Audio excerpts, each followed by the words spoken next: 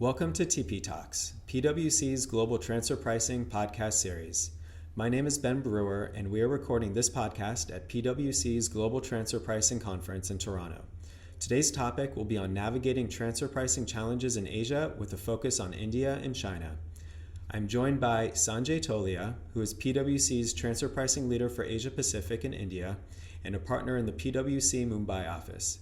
Jeff Yuan, a partner in the PwC Shanghai office and the Transfer Pricing Country Leader for China and Hong Kong, and Stephen Tsang, who leads PwC's Asia Business Center and is a partner in the PwC New York office. Sanjay, putting your Asia Pacific transfer pricing leader hat on, can you give us a quick overview of the transfer pricing environment in Asia before we take a deeper dive into China and India? Sure, Stephen. So Asia, most of the countries have embraced the BEPS action plans, especially the CBCR. Very interestingly, Singapore has become a BEPS associate and Hong Kong is planning to become one. Some countries like Australia are going one step ahead in terms of the transparency rules. And I see with the data availability in the hands of the tax authorities, the level of audits and the quality of the audits is likely to change. And I expect a different environment in terms of risk-based assessments and more deeper audits for specific industries. And probably that will pave the path for more APAs and more maps for achieving certainty. So that's what I see coming in Asia. Yeah, thank you, Sanjay. And again, this is audit is obviously a big concern for multinationals. In fact, Jeff, I noticed from the United Nations Practical Manual on Transfer Pricing for Development Countries, there's a specific China country practice chapter, which is giving us very rare insights into the inner workings of the Chinese approach towards audits. And in fact, I found some statistics that are quite alarming. It seems like there are over 800,000 tax officials in China. Not only that, they're spread over 67 provincial, close to 700 municipal, and close to 90,000 county level bureaus. So, and not only that, there's a 8-time increase in tax revenue already collected from transfer pricing audit from 2006 to 2010. And then there's a 14-time increase in average assessment per case comparing 2006 to 2015 statistics. So if I'm a multinational and I have 25 subsidiaries that's spreading all across China in different counties, different cities, how do I ensure consistency in the interpretation or implementation of the latest regulations? Sure, Stephen. Actually, this UN manual basically just reiterate the most of the messages ACT's been trying to deliver for the last few years, and also our observation on the ground in terms of the resources they have and enforcement we're seeing on the ground. So, in terms of people, numbers really haven't changed. But as you can see, China is trying to standardize the consistency and making sure the standardization applies to the enforcement of the law and also relevant TP regulation. So that's what government is doing.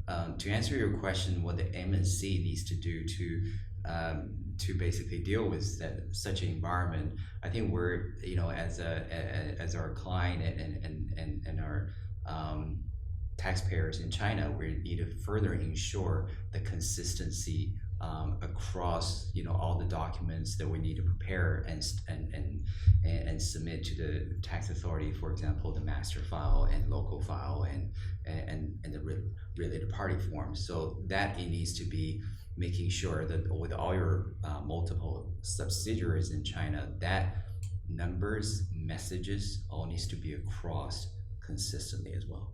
Yeah, thanks, Jeff. And Sanjay, over to you about India.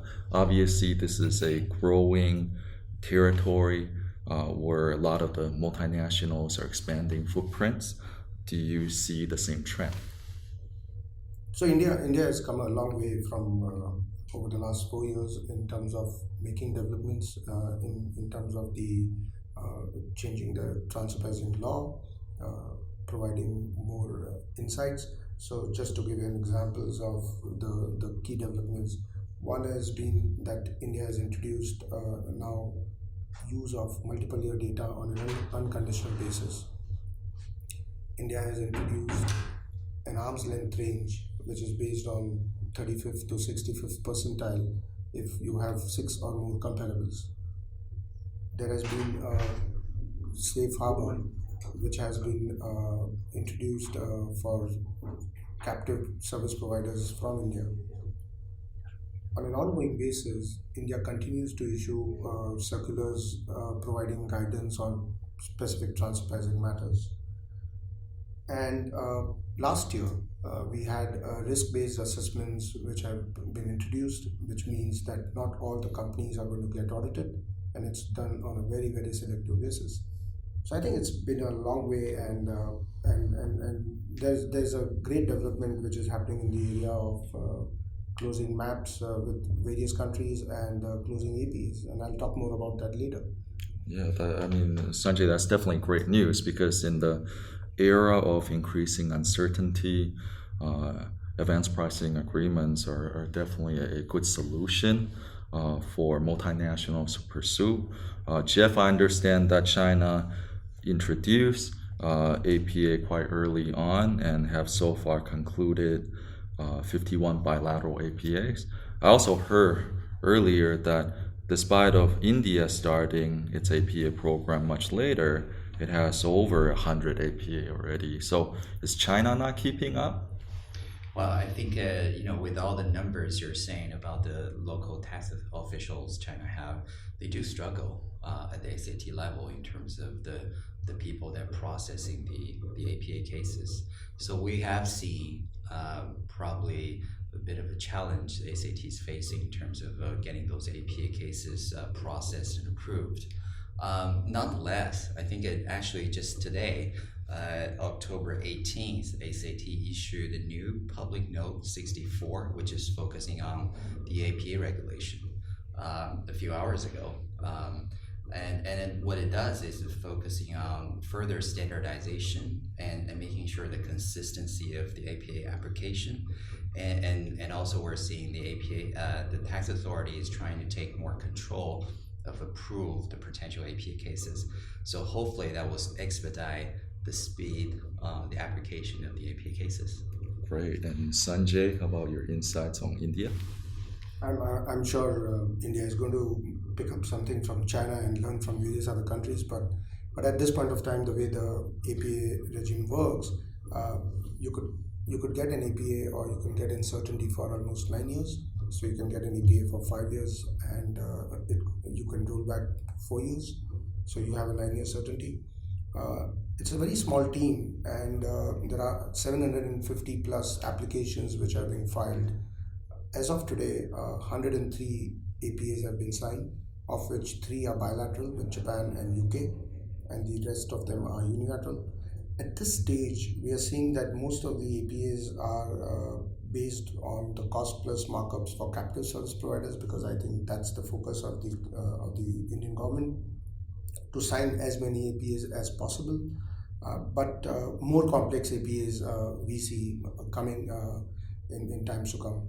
I'll just share one interesting insight on how the government has been actually trying to find a solution. So all of us would agree that intra-group services is one of the most complicated transaction to resolve, because benefit test is a difficult one and it's quite subjective. What India has done is that it is signing APAs for intra-group services, which means that you're giving APA for future 5 years, where the benefit test will always be tested in future. But still, there are 2 principles which have been followed in signing of APAs. One, what are the minimum documentation requirements which will be provided at the time of compliance? And 2, subject to the acceptability by the taxpayer, agree a percentage of sales as a ceiling on the total management fee which will be paid in the future years. So that's a more practical way of dealing with this problem. So I think it's been a good journey in terms of APA. Coming to MAP, the India has resolved almost 80 cases with India with the US, and this is again around the captive service providers, and it's probably going to sign many more or conclude many more maps in time to come. Great. And then Jeff, maybe last question. Looking forward, what are some of the critical developments you're expecting to see? I think after the documentation requirement and information disclosure requirement, which is Public Note 42, and this APA public note relevant, I think we're going to see, following the logic of what ACT has been putting out at the UN manual, we're going to see a standardization process procedure is probably going to be issued by the ACT, as we will expect that ACT will focus more to ensure the consistency and the standardization in terms of applying and local interpretation of the relevant transfer pricing regulations. So Sanjay, how about some critical developments from the India perspective? So I think one area which remains as a big question is the area of intangibles. So let me talk about that. Probably three points come to my mind. One is the revenue always has a challenge in terms of what should be the right royalty rate for trademarks or for technology. Two, there has been a big issue around marketing intangibles and around the legal and the economic ownership of marketing intangible, and how do you really compensate for that. And the third one has been around the contract R&D in India, whether the DEMPE functions are in India or outside India. And I see India making a great effort in terms of trying to embrace principles which are being enshrined in the Action Plan 8 to 10. India has gone on record to say that India will follow the BEPS Action Plan.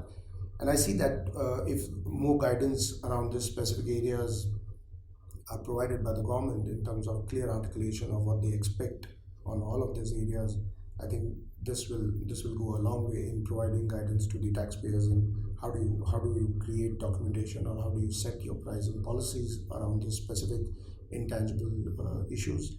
And it also will provide clear guidance in terms of resolving maps and signing of APAs in future around these particular issues.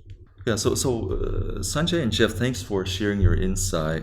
And I have one more question. That's more a advice that you can give to multinationals operating in China and India. What are the best practices given the environment that you just shared? Yeah, thanks, Steve. I think there are 3 points coming to my mind. First of all, given ACT's statement on lack of reliable comparables, certainly it's going to bring out the value chain analysis and location saving analysis which they pointed out in Public Note 42. I think from a local practice point of view, we really need to work with our people and our clients to focus on what can we provide the practical solutions in terms of information disclosure, and adding on the analysis that we already have to make sure that it complies with the tax authorities' requirement. And second point I wanted to make is about the data collection. ACT went on in lands about information collections, and I think as a taxpayer, we really need to be careful about the information that we need to collect, and also be mindful of how extensive this information and data will be, and how did that compare with the other players in the similar industry. So these are the things, and it's going to be in mind of ACT when they're reviewing our data. And the third is probably also very important, is that about the APAs.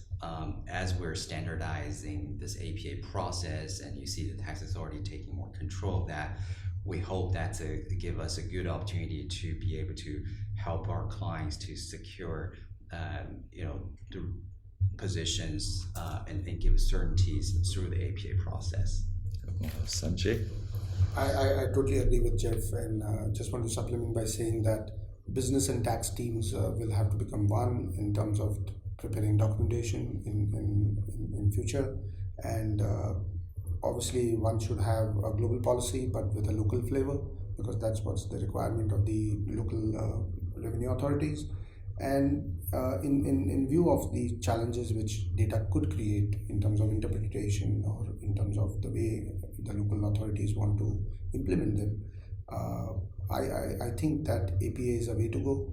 And especially in India, when you have the success stories of 100 plus, one should take advantage of that. Thank you.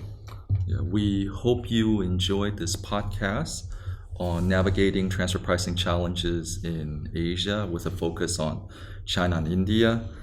If you have further questions, please feel free to reach out to any one of us. Our contact information it's on the website.